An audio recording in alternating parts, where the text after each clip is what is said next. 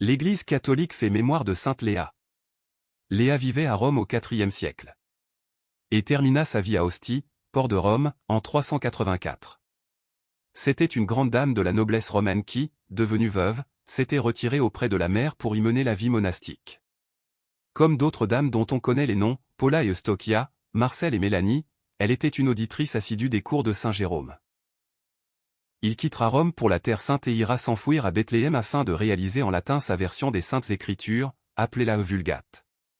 Pour savoir comment vivait Léa, grande dame devenue religieuse, lisons une lettre que Jérôme écrivit de Bethléem, après avoir appris son décès, qui louera la bienheureuse Léa comme elle le mérite. Elle a renoncé aux phares, aux perles brillantes et aux riches atours, pour se couvrir d'un sac. Elle a cessé de commander pour obéir, vivant dans un coin avec quelques pauvres meubles, passant ses nuits en prière. Ensuite, le ton de Jérôme change, on retrouve l'agressivité de son mauvais caractère contre les adversaires de ses idées. Il aura de quoi se convertir à l'esprit de l'Évangile, près de la crèche de la Nativité du Sauveur. Ainsi, il se met à parler d'un consul de Rome venant de mourir et qui aurait bien besoin du secours de leur ami.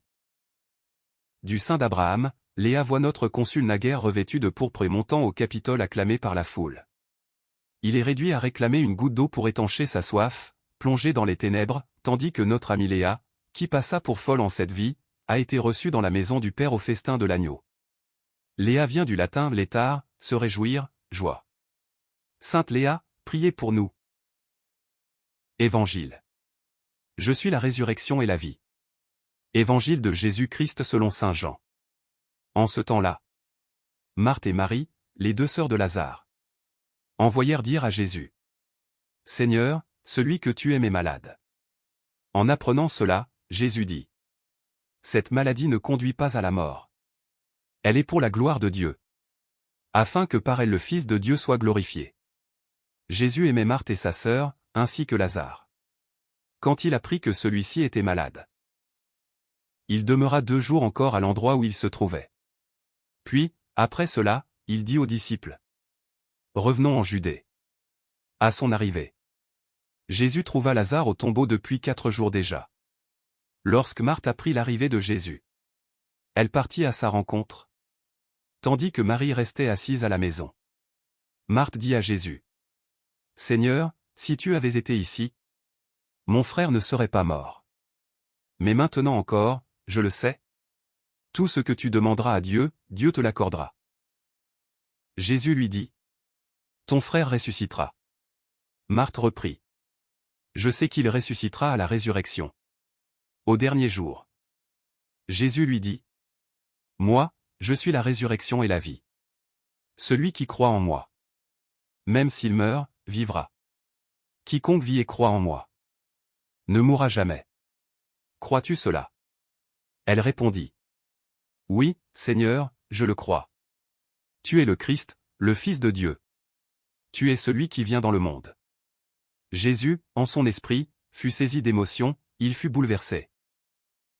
Et il demanda: Où l'avez-vous déposé? Ils lui répondirent: Seigneur, viens, et vois. Alors Jésus se mit à pleurer. Les Juifs disaient: Voyez comme il l'aimait. Mais certains d'entre eux dirent: Lui qui a ouvert les yeux de l'aveugle, ne pouvait-il pas empêcher Lazare de mourir? Jésus, repris par l'émotion, arriva au tombeau. C'était une grotte fermée par une pierre.